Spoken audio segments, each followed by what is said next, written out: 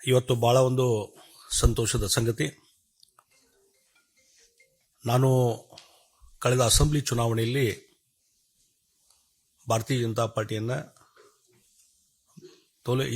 ರಾಜೀನಾಮೆ ಕೊಟ್ಟು Congress party join ಆದಂಥ ಸಂದರ್ಭದಲ್ಲಿ ಅಲ್ಲಿಂದ ಇಲ್ಲಿವರೆಗೆ ಕಳೆದ 8-9 ತಿಂಗಳಿಂದ ಕರ್ನಾಟಕದ ರಾಜ್ಯದ ಭಾರತೀಯ ಜನತಾ ಪಾರ್ಟಿ ಕಾರ್ಯಕರ್ತರಿರ್ಬೋದು, ರಾಜ್ಯದಲ್ಲಿರುವಂಥ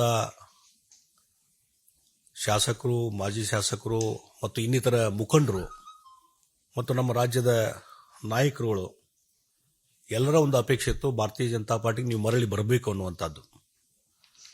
ಮತ್ತು ರಾಷ್ಟ್ರೀಯ ನಾಯಕರು ಸಹಿತ ಇವತ್ತು ಬರಬೇಕನ್ನುವಂಥ ಒಂದು ಆಶೆಗಳನ್ನು ವ್ಯಕ್ತಪಡಿಸಿದಾಗ ಇವತ್ತು ಬೆಳಿಗ್ಗೆ ಮಾನ್ಯ ನಮ್ಮ ಗೃಹ ಸಚಿವರು ಮತ್ತು ಭಾರತೀಯ ಜನತಾ ಪಾರ್ಟಿಯ ಹಿರಿಯ ನಾಯಕರು, ಹಿಂದಿನ ಅಧ್ಯಕ್ಷ ಅಂತ ಅಮಿತ್ ಶಾ ಅವ್ರನ್ನ ನಾವು ಇವತ್ತು ಬೆಳಿಗ್ಗೆ ಭೇಟಿಯಾಗಿದ್ವಿ. ಭಾಳ ಒಂದು ಅತ್ಯಂತ ಗೌರವದಿಂದ, ಒಂದು ಹೆಚ್ಚಿನ ರೀತಿಯಾದ ಪ್ರೀತಿ ವಿಶ್ವಾಸದಿಂದ ಅವರು ನಮ್ಮನ್ನು ಬರಮಾಡಿಕೊಂಡ್ರು. ಮತ್ತು ಅದೇ ರೀತಿ ಈಗ ನಮ್ಮ ರಾಷ್ಟ್ರೀಯ ಅಧ್ಯಕ್ಷ ಅಂತ ನಡ್ಡಾಜಿಯವರನ್ನು ಈಗ ಭೇಟಿ ಆಗ್ತೇವೆ. ಮತ್ತು ಈಗಾಗಲೇ ನಾನು ಭಾರತೀಯ ಜನತಾ ಪಾರ್ಟಿಗೆ ಮತ್ತೆ ಪುನರ್ ಇವತ್ತು ಇಲ್ಲಿ ಸೇರ್ಪಡೆ ಆಗ್ತಾ ಇರುವುದು ನನಗೆ ಒಂದು ಸಂತೋಷದ ಸಂಗತಿ. ಮತ್ತು ಭಾಳ ಮುಖ್ಯವಾಗಿ ನಾನೇನು ವಿಧಾನ ಪರಿಷತ್ತಿನ ಸದಸ್ಯನಾಗಿ ಕೆಲಸ ಮಾಡ್ತಾ ಇದ್ದೇನೆ, ಅದು ಕಾಂಗ್ರೆಸ್ ಪಕ್ಷದ ವಿಧಾನ ಪರಿಷತ್ತಿನ ಸದಸ್ಯನಾಗಿ ಕೆಲಸ ಮಾಡ್ತಾ ಇದ್ದೇನೆ. ಆ ಹಿನ್ನೆಲೆಯಲ್ಲಿ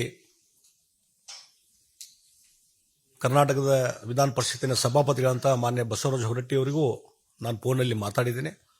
ಮತ್ತು ಈಗಾಗಲೇ ಇಮೇಲ್ ಮುಖಾಂತರ ಸದಸ್ಯತ್ವಕ್ಕೆ ನಾನು ಈಗಾಗಲೇ ರಾಜೀನಾಮೆಯನ್ನು ಕೊಟ್ಟಿದ್ದೇನೆ ಮತ್ತು ಆ ರಾಜೀನಾಮೆ ಎಕ್ಸೆಪ್ಟ್ ಮಾಡಬೇಕಂತೇಳಿ ನಾನು ಮಾನ್ಯ ಸಭಾಪತಿ ಹೊರಟ್ಟಿಯವರನ್ನ ವಿನಂತಿ ಮಾಡ್ಕೊಂಡಿದ್ದೇನೆ. ಅದೇ ರೀತಿ ಕರ್ನಾಟಕದ ರಾಷ್ಟ್ರೀಯ ಕಾಂಗ್ರೆಸ್ ಪಾರ್ಟಿಯ ಅಧ್ಯಕ್ಷರಂತ ಡಿ ಕೆ ಶಿವಕುಮಾರ್ ಅವರಿಗೂ ಸಹಿತ ಕಾಂಗ್ರೆಸ್ ಪಕ್ಷದ ಪ್ರಾಥಮಿಕ ಸದಸ್ಯತ್ವಕ್ಕೆ ರಾಜೀನಾಮೆ ಕೊಟ್ಟಿದ್ದನ್ನು ಇಮೇಲ್ ಮೇಲೆ ಅವ್ರಿಗೆ ಕಳಿಸಿದ್ದೇನೆ ಮತ್ತು ಅಲ್ಲಿ ಸ್ವತಃ ಕಳಿಸುವಂಥ ವ್ಯವಸ್ಥೆಯನ್ನು ನಾನು ಮಾಡ್ತಾ ಇದ್ದೇನೆ.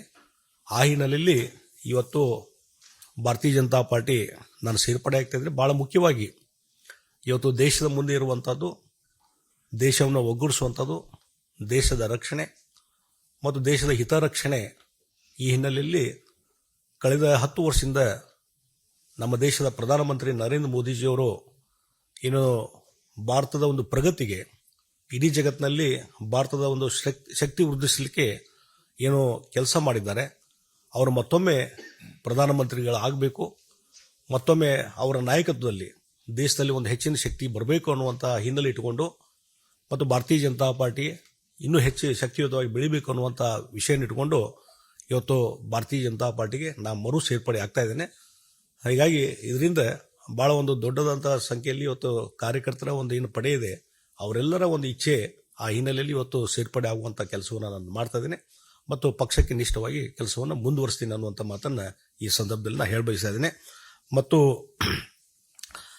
Regarding I am rejoining the Bharatiya Janata party, and Bharatiya Janata Party earlier has given lot of responsibility on me, and because of some other issues I went to the National Congress Party.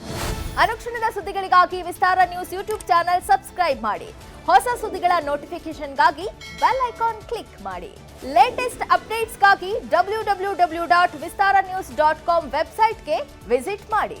ಅಂಗೈಯಲ್ಲೇ ಜಗತ್ತಿನ ಸುದ್ದಿ ತಿಳಿಯಲು ವಿಸ್ತಾರ news Kannada app download ಮಾಡಿ.